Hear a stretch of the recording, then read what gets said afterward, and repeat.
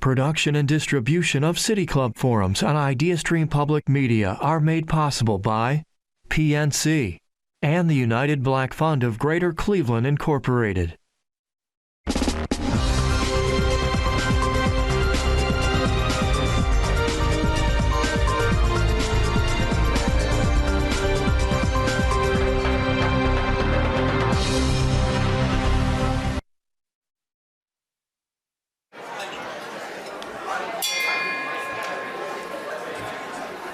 Good afternoon, and welcome to the City Club of Cleveland, where we are devoted to conversations of consequence that help democracy thrive. It's Friday, February 16th, and I'm Cynthia Connolly, Director of Programming here, and pleased to introduce today's forum, which is a LOZIC Law Enforcement Forum. It is my honor to welcome our speaker today, Stephen Dettelbach, Director of the Bureau of Alcohol, Tobacco, Firearms and Explosives, or the ATF as we all know it. Director Dettelbach is charged with overseeing the federal agency charged with protecting the public by enforcing laws and regulations related to firearms, explosives, arson, and alcohol, as well as tobacco trafficking. He was appointed to the role by President Biden in July of 2022, at a critical time in the fight against violent crime in the country. In his second year as director, Dettelbach has advocated for a strategy that focuses on community partnerships, citizen education, and working with state, local, and tribal partners to find solutions that keep Americans safe and improve public safety. Dettelbach is a Cleveland native and brings a wealth of experience to this position. From 2009 to 2016, he served as the United States Attorney for the Northern District of Ohio. And prior to that, he began his career clerking for the Honorable Stanley Sporkin and the United States District Court for the District of Columbia. He was also detailed as counsel to the United States Senate Judiciary Committee shortly after the 9/11 terrorist attacks. More recently, Dettelbach was a partner and litigation group leader at a major national law firm, of which we have in attendance today, and he is the recipient of numerous honors and awards for his service. Today, we will hear more from Director Dettelbach and his work with the ATF in combating gun violence here in America. If you have a question for our speaker, you can text it to 330-541-5794. That's 330-541-5794. And our City Club staff will try their best to work it into the second half of the program. Members and friends of the City Club of Cleveland, please join me in welcoming Director Stephen Dettelbach.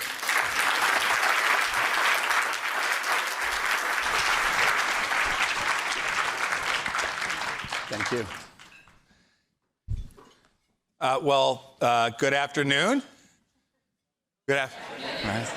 Yeah, thank you very much for that kind introduction, and thank you for having me here to the City Club, and thank you even more to everything that you do at the City Club. I've had the deep honor to be at this podium a couple times before in several different jobs, and each time it feels that it's truly special. I'm not a native of Cleveland. I'm a resident of the Northeast Ohio area still. And it's also great to have so many people who I count as friends and leaders here.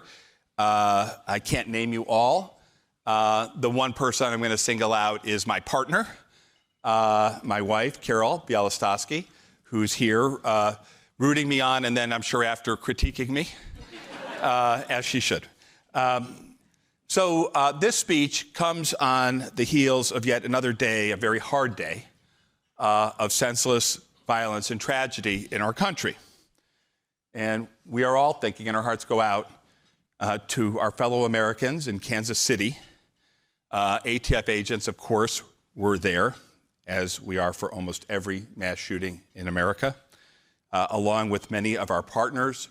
I spoke that evening to the mayor of Kansas City, Quentin Lucas, who's an incredible leader, by the way, on violent crime issues. And we will do everything we can, not just to keep those people in our thoughts, but to try and help them. Now, this invitation to the City Club comes at a very unique time for me. So I recently passed my 18-month mark as ATF director. And in this job, as you might imagine, as I just shared with you, there are a lot of daily, time-sensitive, and very difficult issues that come up. But I do think that it is important from time to time to take a step back and reflect on the bigger picture, and a year and a half seems like a pretty good time to do that. So today, I'd like to take that chance and share with you some of my impressions that I've gotten in my first year plus as director of ATF. Now, let me begin that by telling you a little bit about the place I have the honor of working, really one of the most important law enforcement agencies that you might not know as much as you should about, the Bureau of Alcohol, Tobacco, Firearms and Explosives, or ATF.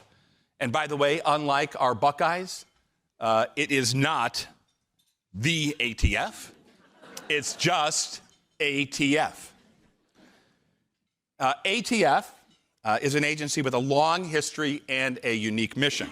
It is the only federal law enforcement agency with the sole mission of protecting Americans from violent crime. Said whether it's explosives or arson or most notably firearms violence, that if it booms, burns, or bangs, it's ATF. And that's a lot of ground. ATF's law enforcement history, not surprisingly, tracks some of the most difficult and well-known criminal chapters in our nation's history, from illegal stills in Appalachia to the days where fellow Clevelander Elliot Ness and the Untouchables took down Al Capone, from the crack-fueled violence of the 1980s to the tragic loss of 4 ATF agents' lives at Waco, from catching the guy who bombed the Oklahoma City Federal Building to leading the National Church Arson Task Force, from finding the key piece of evidence in the first World Trade Center bombing, and now to massacre after massacre after massacre at Columbine, Newtown, Parkland, Uvalde, Las Vegas, Pulse, Navy Yard, Mother Emanuel in Charleston, Tops in Buffalo, Sutherland Springs, Houston, Bronx Subway, Lewiston, Maine, Kansas City, and so many more. ATF is truly an incredible place, and the people who work there are incredibly courageous. These are people who every single day run toward gunfire across this nation, every day. And by the way, some of them are here today, and I think we should take a second and say thank you to those brave men and women.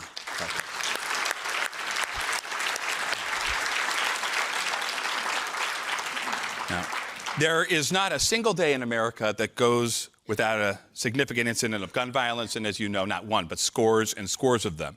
So, to put a finer point on it, it is worth your time, our time, to get past the rhetoric a little bit and understand what we at ATF and we in this country need to do to address this problem. So about ATF, in operational terms, ATF has 2 broad functions, law enforcement and regulatory. As law enforcers, ATF has over 2,500 agents spread throughout our 25 field divisions who investigate every day and solve, by the way, numerous significant violent crime cases. These are brave, badge-carrying and gun-carrying agents who are out there on the street every single day and night. On the regulatory side, ATF is the chief regulator of actually 2 significant industries, the explosives industry and the firearms industry.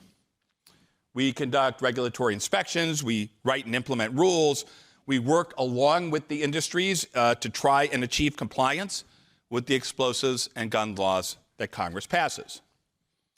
Now, the last overview thing that I'll tell you about ATF is pretty basic. If you are truly concerned about violent crime in America, ATF is way, way, way too small. We're between about 5,000 and 6,000 strong. That's all in, every job series. And that's for the entire United States. So a point of reference, NYPD has 36,000 sworn officers for that one city. And if you want a point of reference, in New York, I have about 30 agents to their 36,000. So huge mission, scarce resources. So what does that mean? It means we have to be smart about how we can add value, how we can make an impact on violent crime. And that truly is the goal, right? That word, impact. Now, the 2 most important tools that we bring to try and make that impact are pretty simple. And they'll run throughout what I say. First is our close partnerships with the police, and not just the police, but others, people like the Peacekeepers Alliance, the healthcare community, partnerships, and second, expertise, and specifically our expertise in investigating gun crime. And we need to aggressively leverage both of those things, partnership and expertise, if we're going to move the needle at all on the gun crime at the levels we're seeing in this nation. And let's start there. The amount and intensity of violent crime, and specifically gun crime, in this country is wholly unacceptable. I'm going to say that again. The amount and intensity of gun crime in this country is wholly unacceptable. That simple declarative statement, I hope, is still one of the things that we can agree on in this nation. And to be clear, I'm not talking about just some recent trend. Actually, the most recent numbers show that 2023 saw a fairly precipitous decline in violent crime, actually down by double digits. In fact, in many cities, not all, in the United States, murders were down nearly 13% among 175 cities. Homicides, for instance, down 11.5% in New York, 15.5% in LA, 12.7% in Chicago, and in Baltimore actually down 20%. This is progress. But I know, to many Americans, it doesn't feel like nearly enough progress. It certainly doesn't to me. We need to do more. And it also doesn't change that progress, the stubborn long-term realities we face. And that reality is that our nation, the United States, continues almost alone among Western, economically developed countries to be the outlier, and not in a good way. We are the nation with the highest rates of gun violence in that group by a lot.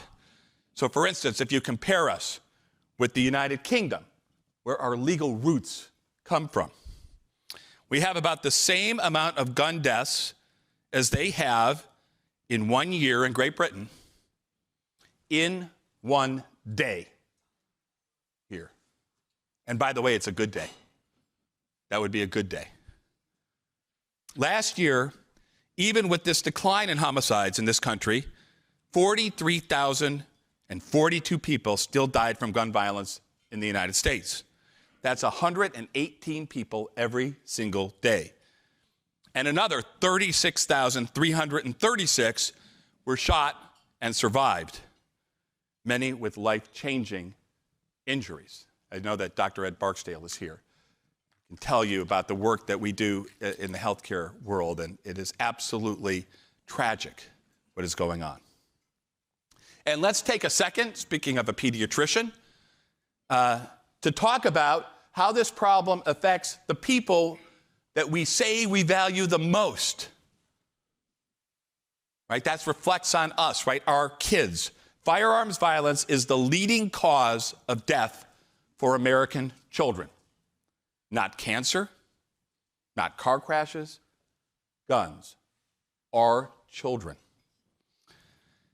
And while the sheer amount of firearms violence is shocking enough, the nature of what we're facing is equally disturbing. Among the worst examples of this is, for instance, the return of the fully automatic machine gun to our nation's streets. Congress started and tried to deal almost 100 years ago in the days of Al Capone and the Tommy gun, which, by the way, was a product of Northeast Ohio. And except basically for cops and the military, new machine guns have been outlawed in this country for decades. But thanks to tech innovation, and I don't mean the good kind, I mean the bad kind, the misuse of 3D printing, machine guns have now come pounding back to our streets like jackhammers. And let's look at another thing, the number of mass casualty events. So many powered by incredibly lethal weaponry is also growing. Last year alone, for instance, mass shootings, that's more than 4 or more people hurt, not counting the shooter. Last year, 2023, 650 mass shootings in our country. 650. Can you remember? I can remember when Columbine happened, and it hit us all like a ton of bricks just in 1999. Now, 25 years later, we're in danger of heading to a place where that happens, and we call it Wednesday. We cannot accept that, and we cannot be complacent about that. Now, I spend a lot of time in my job meeting with agents and police officers, and I also spend a lot of time hearing from victims and survivors of violent crime. And I do that for a lot of reasons. Of course, it's the right thing to do. But I also do it to remind myself that these are not just numbers. Every single one of these shootings, whether it makes the news or not, and many don't, whether it's a suicide of a kid or a drive-by in a city, whether it's a massacre at a parade or a spray of bullets on a subway, whether it's a man who kills his own family or a student with an AR shooting up his school. Each one is a tragedy. It takes lives and it changes lives forever. Birthdays that don't happen, empty seats at tables over the holidays, children without parents, parents left with grief we can never really understand. And I say to you, it is, as Americans, our patriotic duty to respond, to do something, to think of them, and to have their backs, to view this situation as a call to action. And that is certainly what we do at ATF. And that is why the men and women at ATF, the people there, are heroes to me. Because at ATF, these tragedies, every single day, generate a choice. Either you're going to give up or fight to make things better. And every single day, we at ATF make that choice, and the choice is to fight.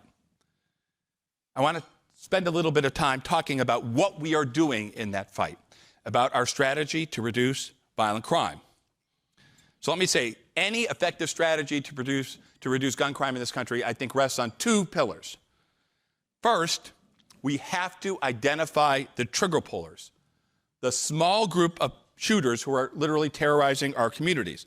Those folks are dangerous. They belong in jail. And in law enforcement, it's our job to put them there. So identify those trigger pullers and put them in jail, number one. Number two, we have to do something to cut off or at least slow down this seemingly endless and easy supply of firearms to these shooters, these dangerous people, people who we all agree and the law says should not have these guns. And by the way, we have to do both of those things. Anybody who thinks we can just attack the problem by cutting off the supply of crime guns but not punish violent people for what they do is wrong. And so too are those people who say just punish the criminals but don't worry about how they're getting these guns every single day. We have to do both. So how do we make that strategy a success? How do we get the worst of the worst off our streets and cut off their gun supply? I'll share some details, but to remind you, it's about those two things I identified before. It's about partnerships and expertise. And when I talk about expertise in this world, I'm talking about something called crime gun intelligence. Let's start with the first pillar, which is catching the bad guys. So for ATF, partnerships aren't just an occasional strategy. They are part of our DNA. They're indispensable to our mission. Now, since I started as a baby prosecutor in 1992, the biggest change I've seen in law enforcement is the geometric increase in the use of what I call the Joint Task Force. The Joint Task Force is not just a bell and whistle anymore. It is truly a way of life.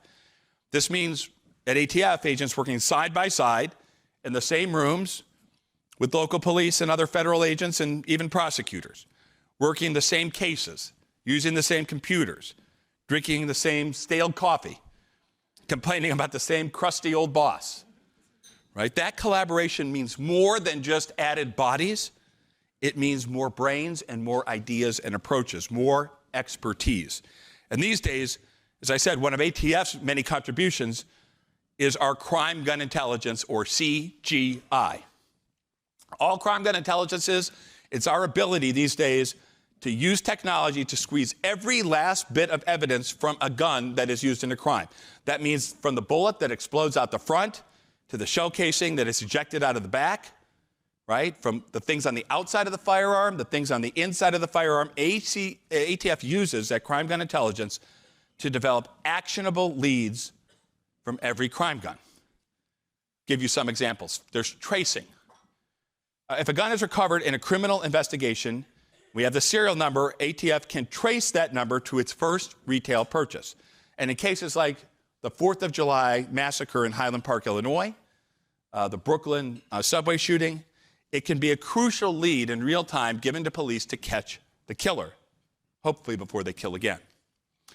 We don't just do it once or twice. Last year, at the request of our partners in law enforcement, ATF traced 645,000 crime guns, producing hundreds of thousands of leads for cops all over the nation. Now, in addition to tracing, there's something called NIBIN. It's an acronym. It stands for the National Integrated Ballistic Information Network. NIBIN allows ATF to compare the recovered cartridge casing to our database of millions of pieces of ballistic evidence all over the country that we get from crime scenes. We can turn around those ballistic comparisons in our facilities in Alabama and in Kansas in under 48 hours. We make that commitment. We set back concrete leads on those in under 48 hours. Last year alone, we did it 200,000 times. We sent back leads to homicide detectives, gang investigators, patrol officers, agents, clearing real cases. A prime example of how we use this technology was right here in Cleveland, last summer's NIBIN Enhanced Enforcement Initiative. In September, I stood with U.S. Attorney Becky Lutzko, U.S. Marshal Pete Elliott, and many of our partners, the mayor, the chief, to talk about a data-driven enforcement initiative that resulted in the arrest of nearly 60 people and the seizure of more than 240 crime guns right from here. Of those 240 crime guns seized, 46 of them had been linked to 102 other shooting incidents, including 11 homicides. Just one of those guns, using this technology, one of those guns was linked to 14 different shootings. That work was led by our Ohio team. Our SAC, Daryl McCormick, who's here, led that effort, and others around the room. And working with our partners, we made a difference. And now the newest crime gun intelligence advance comes to us courtesy of a group of ATF scientists. These are people who I meet with in labs, and I got to confess to you, they look depressingly young to me. But they have pioneered a way to extract DNA not just off the crime gun, but even off the expended cartridge casing. If I were talking to you in 2017, I would be telling you that the success rate for that kind of thing would have been in the low or mid-single digits. Now, as a result of these ATF scientists, it's over 50%. Right? That is a real game changer. So what do you get? This is not some joke. What do you get when you combine the kind of partnerships that you find in the Joint Law Enforcement Task Force with crime gun intelligence? What you get is what every single police chief, mayor, and sheriff in this country keep asking me for. It's an ATF Crime Gun Intelligence Center, or CJIC. Right? These are hubs where agents and cops and analysts sit together. They all have access to this data, and they all focus their efforts on catching and identifying the actual shooters. We currently have more than 60 across the country and more in the works, by the way, including the one that Mayor Bibb and County Executive Ronayne and U.S. Attorney Lutzko have been advocating for. We hope to open that in Northeast Ohio this spring. So it's very exciting. So that's a little bit about that first pillar, how we're trying to catch the worst of the worst. Now let's talk about the second goal, interrupting the illegal flow of crime guns to these folks. So look, there is lawful commerce in firearms in this nation. And at ATF, our goal is to identify how and where so many guns seem to move from that lawful commerce into the black market. Where does the data tell us that crime guns are diverted from? First, I'll give you a few examples. A huge number of guns in this country are stolen every single day. Over a 5-year period, we looked at this, 2017 to 2021, there were, wait for it, over 1 million firearms stolen from individuals in this country. And those are just the ones that were reported. And you can bet this, the gun is stolen from your car at the mall, it ain't being used to go hunting. Those guns go straight to the streets, and they're used to hurt our neighbors, people one street over, one county over, one state over. So one of the things we're doing is trying to conduct a national campaign about safe storage, right? Because along with the Second Amendment right to keep and bear arms comes a responsibility to keep and bear them safely. Another source of black market guns comes from people who are not licensed dealers but are dealing without a license. and that's a big problem. Congress requires gun dealers to be licensed, precisely because licensed dealers help increase public safety. Licensed dealers have to run background checks. Licensed dealers sell firearms with serial numbers so they can be identified and traced. Licensed dealers keep records of their sales. And by the way, licensed dealers are required to do all this, and by the way, they do it. No matter where or how they engage in the business of dealing firearms. In their store, at a gun show, through online marketplaces. If you need a license, you need a license. Period. Right? That's why ATF is using its rulemaking authority and reviewing a proposed rule that might make it clear that the same laws apply to everyone, no matter where or through what medium they engage in the business of dealing firearms. Another source of black market firearms is privately made firearms, or what we've come to call ghost guns. Now, these are sold by people not operating as licensed dealers often, who sell kits with all the parts you need to make a gun. Here's something scary for people who know me. You know I can't even screw in a light bulb. Ask Carol. But I was able, using one of these kits, to readily convert one of these packages into a working gun in almost no time at all. And by the way, I took it downstairs to the range at ATF and shot it, and it shot just like any traditional firearm. So why is it called a ghost gun? It's called the ghost gun because these kits are sold without background checks. There are no serial numbers anywhere on the parts. So it's a crook's dream come true. And here's something that proves that. From 2017 to 2021, the number of these ghost guns recovered by police in criminal investigations went up over 1,000%. And the trend line goes in the wrong direction, with over 25,000 ghost guns recovered in 2022 alone as parts of criminal cases. That's why ATF recently used its rulemaking authority to clarify that the congressionally passed provisions of the Gun Control Act apply to ghost guns that are readily convertible to firearms as well. Still, there are other ways that guns get in the hands of criminals. There are firearms trafficking networks all over the country that feed the black market. Other things. There are a lot of streams that we have to plug. And to do that, ATF has to use every lawful tool that we have.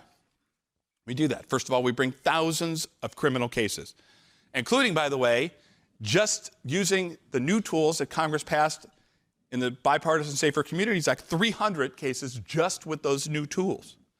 We conduct inspections to ensure that gun dealers are following the rules, and most of them are. And the few that aren't, we hold accountable. But we do more, right? We engage with the regulated community informally. I was at SHOT Show in Las Vegas a couple weeks ago where I spoke. We do education campaigns. As I said, we make and implement rules that enforce statutes. Because given the stakes it is going to take an all-of-the-above approach to make that kind of impact we need to save lives. And we owe it to the victims and survivors of crime. We owe it to our children in this country to try everything. So much of this sounds like easy stuff, but why is it so hard to do?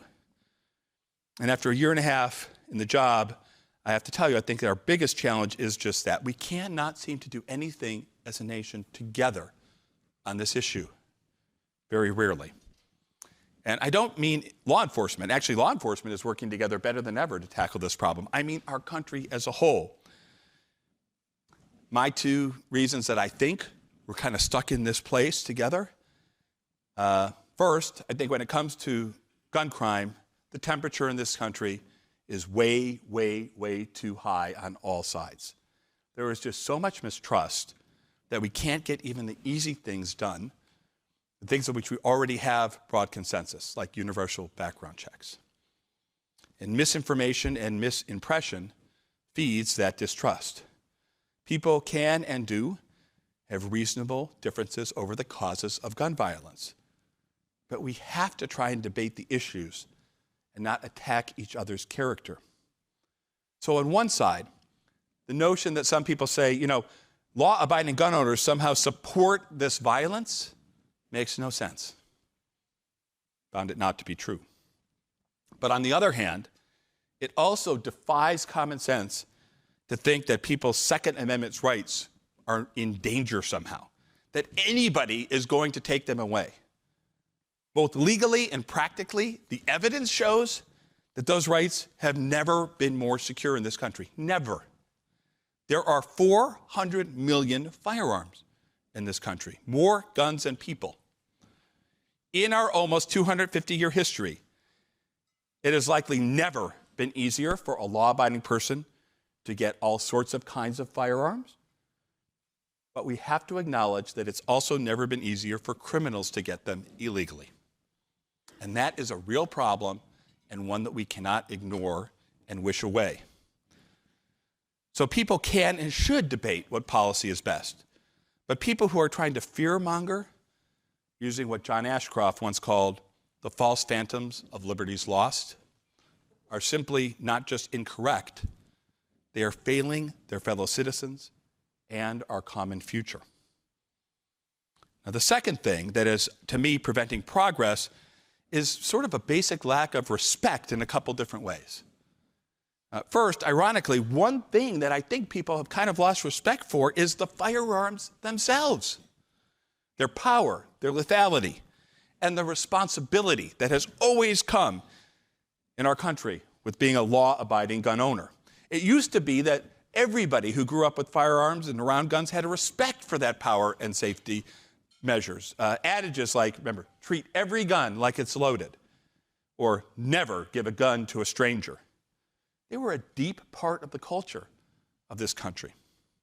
And now, images of mass carnage caused by ever more lethal weapons and sometimes even things that aren't real, right? Video games and TV shows are pervasive. They're everywhere. And the power of the weapons is greater, and it seems the respect for that power seems in some quarters to have diminished. Guns are kept unsecured. They're under the car seats of folks when they run into Starbucks. They're sold to people like other expensive items or toys even. No checking, no reflection, no personal responsibility. They're possessed by more and more folks who don't take basic education and training measures. That's not everybody, but it's more and more. And that's a problem. That's not the only kind of respect that I think we've lost. I've referred to this. We also seem to lack respect for other people's opinions, people who disagree with us, right? Even sometimes for their safety. You know, so much of how people talk about this issue starts and ends with themselves. My views, my rights, my business. Forget anybody else who might disagree with me. Look, this is America. Those things are important. Views and rights and people's autonomy. But we have to work harder to remember that this great nation is not mine or yours, it's ours. That a shared destiny of sacrifice is what, in the greatest times in this country, has made us so great, has set us apart. That sometimes in this country, we're even willing to sacrifice for that greater good, for our fellow Americans, for our children. By the way, that's what the men and women at ATF do every single day. Sacrifice for total strangers. These are challenges. But I have to tell you, I continue to be optimistic. Why? Because I believe in data. And the data shows that violent crime is slowly dropping, that there are strategies that work. How can I not be optimistic when I get to go to work every day with people at ATF who make those sacrifices to help other people? How can I not be a little optimistic when I see ordinary citizens who I meet with live through the worst possible loss and trauma, and then not only survive, but choose to use their voices to try and help other people from going through that same pain? Look, violent crime is not new.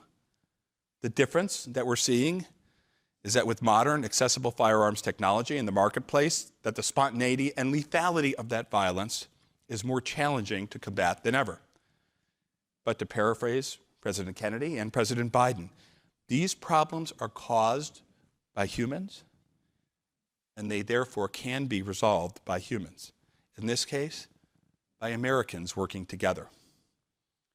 To do this, though, we have to be ready to discuss. We have to be ready to listen to each other, to compromise, and yes, maybe even to sacrifice a bit for the greater good, like those men and women at ATF. We need to maybe take this moment where violent crime seems to be dropping, not as an occasion to high-five and celebrate, but an opportunity to take action, a breathing space so that we can continue to address these hard issues, to do the work that Americans do, the work of discussion, the work of compromise, and the work of taking action. We have done it before in this country. We can do it again. And the lives of our children depend on it. Thanks.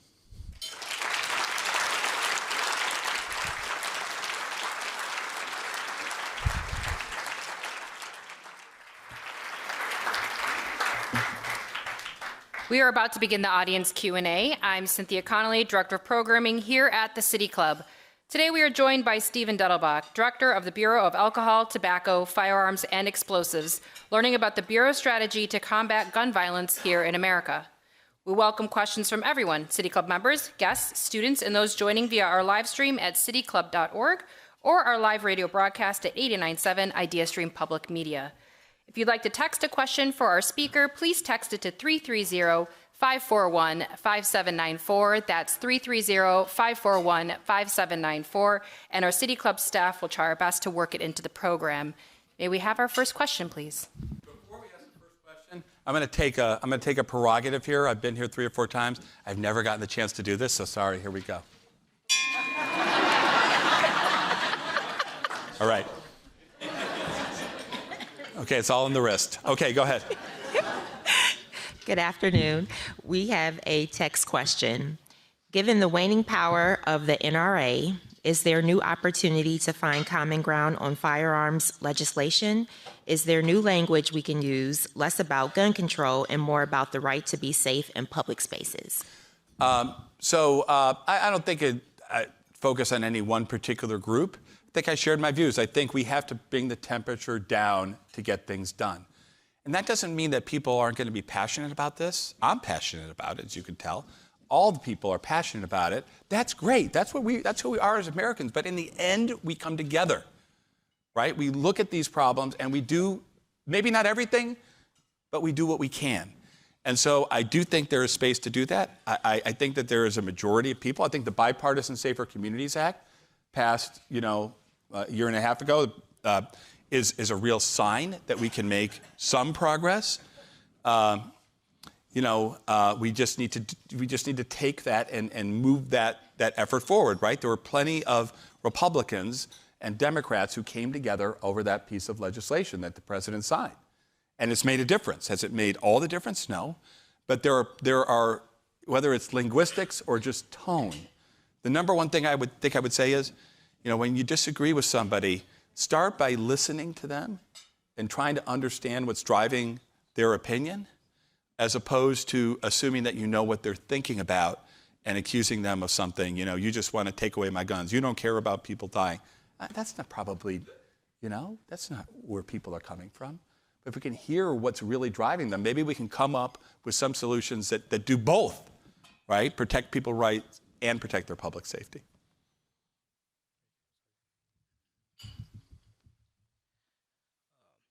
Good afternoon. My name is Waquel Mays, and my question to you is, what is your agency doing to prevent people with mental health issues from purchasing guns? Okay, thanks. That's a great question. So the policy questions about things like red flag laws, right? Things like funding mental health treatment options in our country, which are, by the way, way underfunded. Those are questions that are answered not by ATF, but by policymakers, by the way, many of whom don't sit in Washington, but who sit in Columbus or nearby. That's our federalist system. What we at ATF do is we take those decisions that others make and we implement them as best we can, working with our partners. So the answer is we take what's given to us and try to make sure we address. That's a very serious problem that you've identified. And we publish model legislation at the Department of Justice for people to look at in implementing red flag laws. I hope people do look at that model legislation, but in the end, those are state and local issues. By the way, on the issue of local issues, at your table, when I became U.S. Attorney, I had my swearing in at Martin Luther King High School, and I asked for a ninth grader to introduce me. And they had this incredibly stellar ninth grade student who came and introduced me, started a relationship with that school, and that ninth grader just took his oath to be on the city council of the city of Euclid now. Makes me feel really old. Dante Grisham.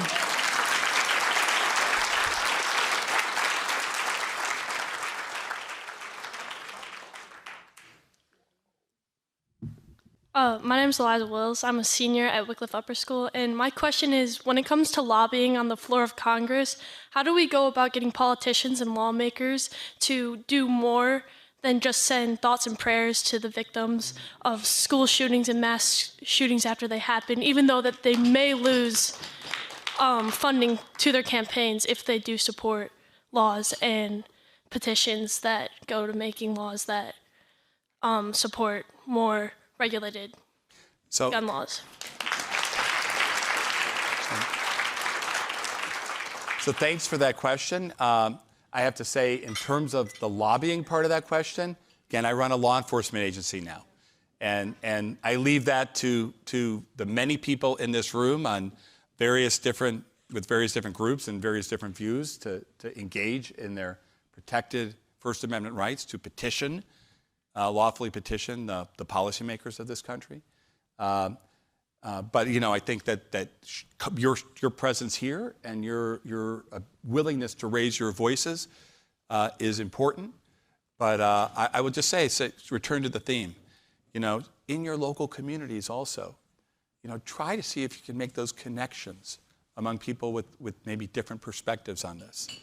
Because I think, for people who are off in D.C., when they see people in local communities who have sort of gotten together on something and are doing something constructive instead of just yelling at each other, I think that makes a huge impression on people. But I know it's a little bit of a dodge. It's a very, very good question. It's just to the wrong speaker. Hi, my name is Mackenzie Wachter, and I'm an employee at the Help Foundation. I have a question. What could we resolve the problem through the mass shootings in various schools throughout K-12, as well as colleges and universities? So obviously, the school shootings that you refer to are things that have become more and more frequently reported on publicly in the last years. And so the question that you ask, there's a lot of different views on that. Obviously, making sure that we're protecting people who go to those schools is very important. But I think we also need to treat sort of the broader problems. I tried to talk in my remarks about making sure that those very few people who are most violent are addressed, and also that it's harder for people who shouldn't have firearms to get them.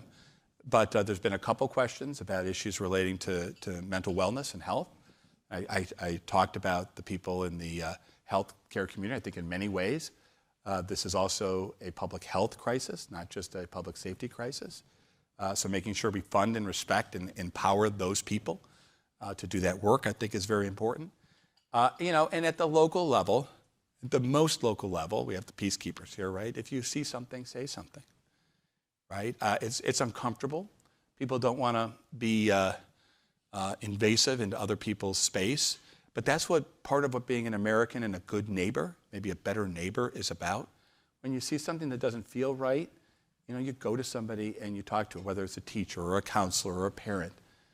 It might turn out to be nothing, and maybe somebody gets a little mad at you for doing it. But think of the other side of that.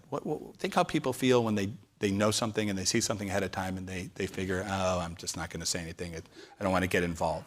And then something horrible happens. I think there's also just a role for individual activity to try and help on this. I'm bothered by how often I read about a violent crime and the perpetrator is somebody who was recently let out of prison, sometimes multiple times previous to this violent crime. And I don't understand why they're let out so frequently and so early. to go out on the street and just do it again. I don't know what ATF can do about that or what your opinion is. So to me, when we talk about violent crime, when I was U.S. Attorney, and I know U.S. Attorney Lutzko also talks about this, there's a three-pronged approach, I think, holistically. I've talked about ATF, but to take a step back even from ATF, I think there's sort of a three-pronged approach. I would call it a three-legged stool that we deal with when we talk about violence. Number one, and there's the three legs are enforcement, prevention, and reentry.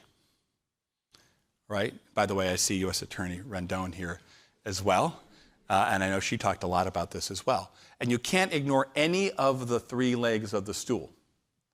So people who want to pretend that we don't have to do enforcement, I think that's what you were referring to in your question, they're wrong. There are dangerous, bad people out there. They need to be taken away from the community for an extended period of time. Right? People who say that that's all we can do is just lock everybody up, they're wrong too. Right? And the fact that we have tried that for many years and we still have the problems we have. So what we're trying to do at ATF is to better identify exactly who those people are that you're talking about in your question. And most of the evidence shows that there are, what we call trigger pullers, right? There's a huge number of people who may commit crimes, but a much smaller group is actually pulling the trigger and shooting people. And by identifying those people, by using our data sets, our crime gun intelligence, our partnerships to identify those folks and focus on them, we do a couple things. First, we have very scarce law enforcement resources, so we focus on the right folks, right? Second, we don't alienate huge swaths of law-abiding people by going into their communities and treating them all like they're the trigger pullers. And third, we don't just punish them, but I think your question is absolutely right. We prevent future crime. Because all the research shows that small group of people who are trigger pullers will do it again and again and again if they're not stopped. Daryl McCormick's one of the great experts. I hope you have a chance to hear him talk about this. So what's it called? The shooting cycle.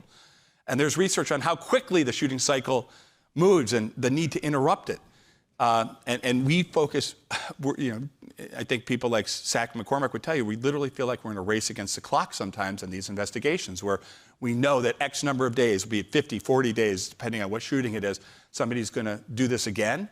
And we have to do something to try to get them out of the community before that happens again. And as you said, and keep them out. If they're really shooting people and killing people, they need to be removed, for a good long time. Thank you very much for your remarks today.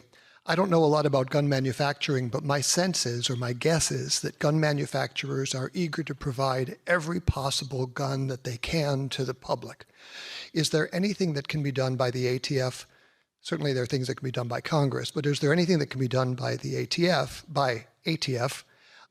to manage what's coming out on the manufacturing end?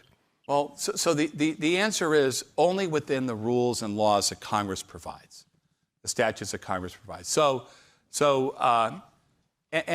other thing I've learned as director is that the industry is not really monolithic, right? There are these sort of larger manufacturing concerns that have been around for hundreds of years, and then there are sort of newer, sometimes more edgy people who are producing what I would call more like niche or edgy products. And so you can't lump them all together, but we go and meet and engage with them. I go on tours and meet with leadership, manufacturers all the time. And when we think that somebody stepped over the line and is actually violating a new product, is designed in a way that really is not lawful, we will do rulemaking. We'll do education first and try to dialogue, and we'll do rulemaking. Recently, we did that with respect to short-barreled rifles, where people were, short-barreled rifles have been regulated at a higher level by Congress since 1934. And a few years ago, people decided that what they were going to do was that they were going to make these short-barreled rifles, which Congress says how long they can be and how short they can be. They're more easily concealable than long weapons, but you can shoulder them, so you can fire them with better accuracy. Congress said, you have to register if you have one of those. What they were doing was they said, well, we'll make it in two pieces, right? We'll sell you the pistol, and then we'll sell you the brace that you'll attach onto the pistol, and it looks just like the product 2 aisles over that is sold in one piece, except according to them, you don't have, it's not really a short-barreled rifle. And so we passed a rule on this. We're in litigation now about that rule. And actually, one court, the Fifth Circuit Court of Appeals in New Orleans, has enjoined that rule, and we're continuing to litigate that case. So we try to identify things that people are doing that step over the lines that Congress has drawn. But in the end, Congress draws those lines, not us. Good afternoon. My name is Vince Evans, and I am a violence interrupter / outreach worker for Cleveland Peacemakers Alliance.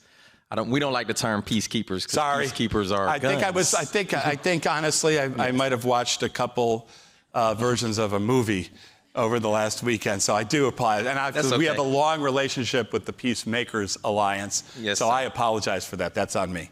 That's okay. But what I wanted to ask you was this. You speak about, what did you call them, trigger pullers.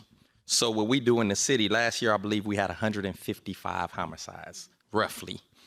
And we deal with the trigger pullers. We are out there to prevent the next trigger pull. As she said, when people go to jail, we're dealing with them to try to make sure that when they come back, they live productive lives and don't commit recidivism-related crimes or whatever. But my question is this.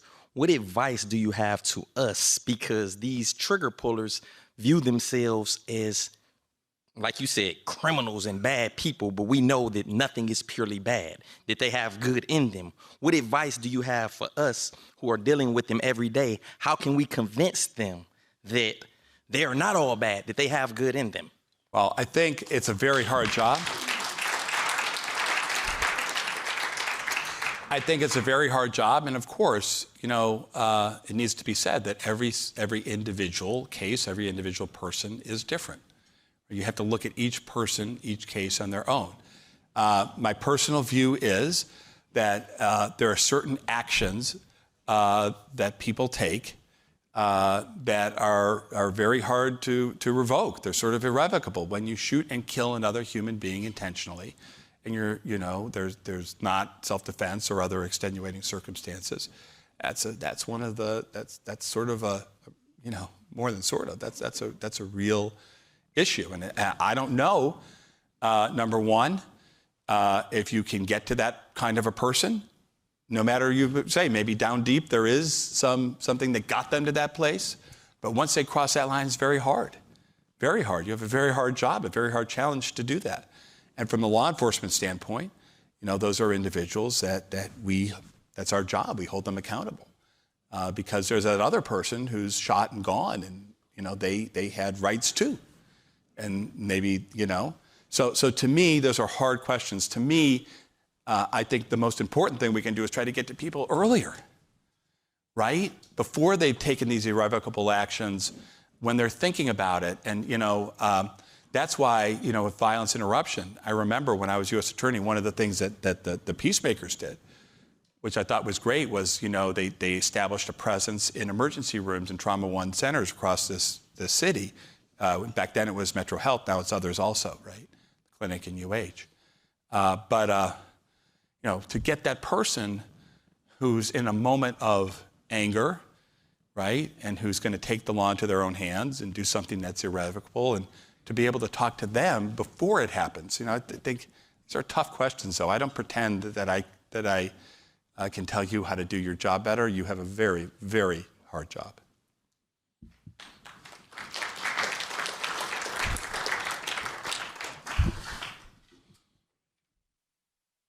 Thank you so much to Director Dettelbach for joining us at the City Club today.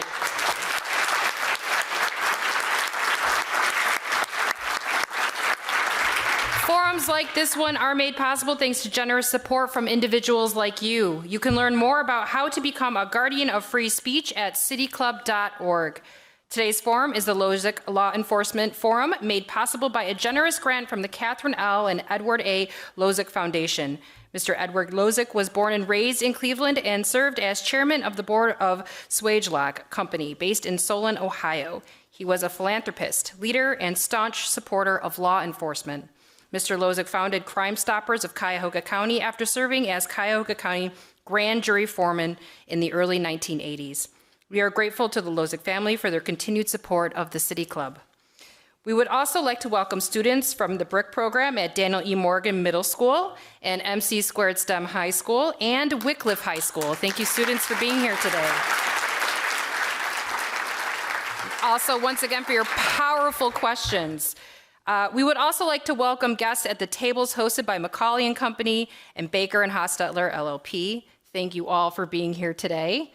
And up next at the City Club on Tuesday, February 20th, we will hear from two CEOs of our region's top hospitals, Dr. Tom Mihalovic with the Cleveland Clinic and Dr. Cliff McGarian with University Hospitals will discuss their continued partnership to improve the well-being in our communities. Tickets are still on sale for that forum. You want to get them today if you want to grab them for Tuesday. And you can learn about these forums and others at cityclub.org, including Friday, February 23rd. We're hearing about the tree canopy, a very awesome conversation about sustainability here in Cleveland. And that brings us to the end of today's forum. Thank you once again to Director Dettelbach, and thank you, members and friends of the City Club. I'm Cynthia Connolly, and if you will do us the official honors, Director, our forum is now adjourned. For information on upcoming speakers or for podcasts of the City Club, go to cityclub.org.